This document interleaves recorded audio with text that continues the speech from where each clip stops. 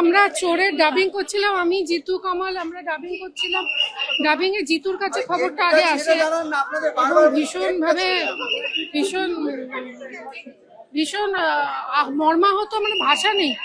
যে মানুষটা আমাদের সবসময় বলতেন লড়তে হবে, করতে হবে, দেখিয়ে দেবো, লড়াই লড়াই লড়াই চাই, সেই মানুষটার লড়াই কিভাবে এত তাড়াতাড়ি শেষ হয়েছে। জন্মদিনের দিন রাত্রি মানে 22 তারিখ তখন বললো আমি নতুন কাজ শুরু করছি, তাই নিয়ে কত ভালো ভালো কথা হলো।